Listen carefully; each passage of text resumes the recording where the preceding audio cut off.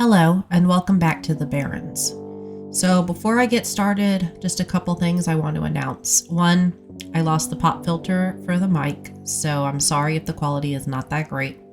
I'm also recording in a room I don't normally record in, so I don't know how this is going to go exactly.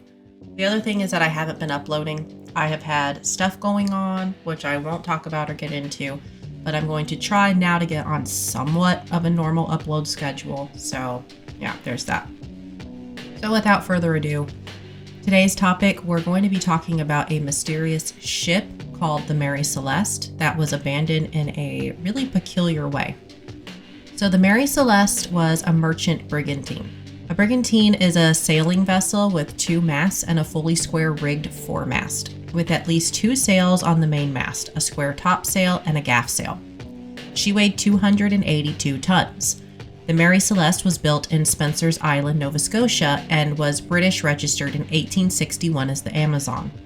As the Amazon, she sailed to 5 islands of Nova Scotia, hauling timber from the Atlantic to London. She sailed for a few years without incident until returning home in a storm at Cape Breton Island in October of 1867. She was considered wrecked and sold. Then in 1868, she was registered in the US and given her new name. She was sold a few more times before being seized by creditors in October of 1869. Mary underwent structural changes, and eventually a man named Benjamin S. Briggs put his life savings into her. He ended up taking command of the ship in October of 1872. It was on November 7, 1872 that it set sail from New York to Genoa, Italy. There were 8 crew members on board, along with the captain, Benjamin S. Briggs, his wife, Sarah, and their 2-year-old daughter, Sophia. Along with the crew was 1,700 barrels of alcohol meant to arrive in Genoa. Unfortunately, the boat never made it to its destination. On December 5th, less than a month since it set sail, the Celeste was found 400 miles east of Azores, Portugal, in full sail with no members on board. There was minimal flooding, about 3 feet in the hold, yet it was still considered seaworthy. The captain's log, whose last entry was dated for November 25th around 5 a.m., spoke of foul weather. It was just 10 days after this entry that the Mary Celeste was found by De Gratia, a British brig. The chief mate of the Gratia team, Oliver DeVoe, was part of the party sent to gather evidence. The belongings on board were mostly undisturbed, and only a longboat was missing. Charts were scattered about, and one of the pumps had been disassembled. There was also a 6-month supply of food and water. The lazarette hatch and forehatch were off. A lazarette is usually used as a storage locker for equipment to use on deck. The clock and compass were destroyed. The chronometer and ship's registration papers were also missing. Everything was wet, including clothes and the captain's bed. This was likely due to the storms at sea. So why was the ship abandoned? There are a few theories. Piracy was considered. However, because the crew's belongings were still aboard and no evidence of foul play could be found, it seemed unlikely. It was thought that the crew did leave in a hurry. The De Gratia crew sailed to Gibraltar in the Mary Celeste, which was about 800 miles away. Yet they could not find any evidence of the crew that once inhabited the ship. There was also talk of some kind of sea monster, such as an octopus or even a mutiny. There was also the idea that because of the alcohol, there was an explosion from the fumes. However, the boarding crew stated the main hatch was sealed and that they smelled no fumes.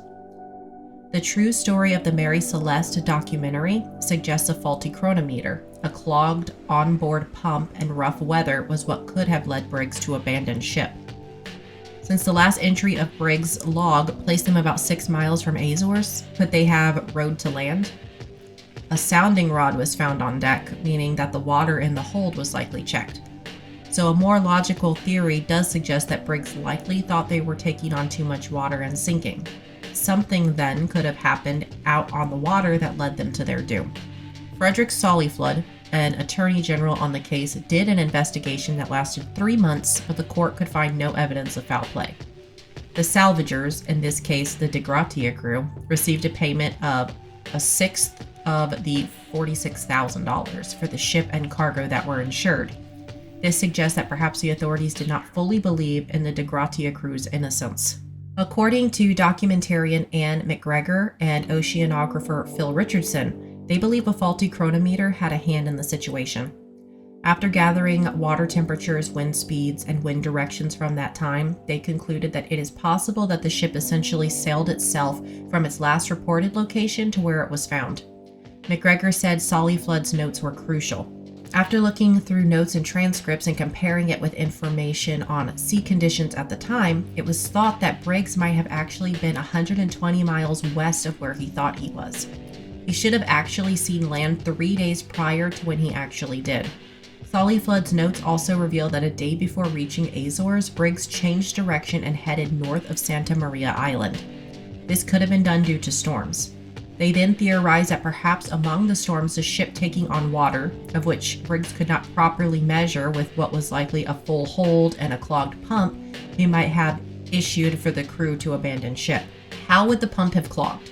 They theorize that it's because the Mary Celeste had previously carried coal and then been refitted quite extensively. So it was also possible that coal and debris could have clogged the pump.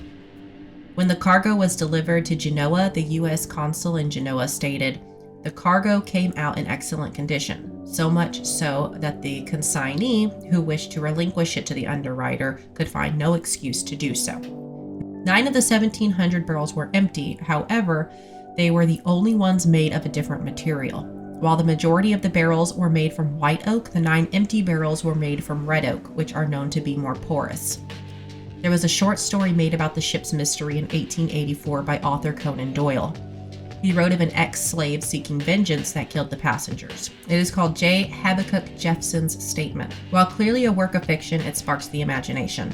And this wasn't the only work drummed up by inspired creators. There were novels, plays, documentaries, and films that all portrayed the Mary Celeste in different, usually haunting lights. The Mary Celeste passed through several owners after this unfortunate event, the last of whom was Captain G.C. Parker. He sailed the boat into a reef in Haiti in order to commit insurance fraud, but when it didn't sink, authorities discovered his ploy. It was, however, deemed damaged beyond repair, and so it was left there at the reef where it eventually deteriorated.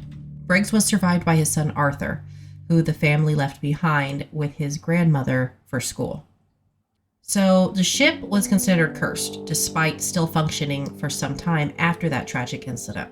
But what are your thoughts? What happened to the crew? Was there foul play, a panicked captain, or perhaps something much more otherworldly? Tell me down in the comments section below, and as always, until next time, stay safe, stay healthy, and thank you for joining me in the Barrens.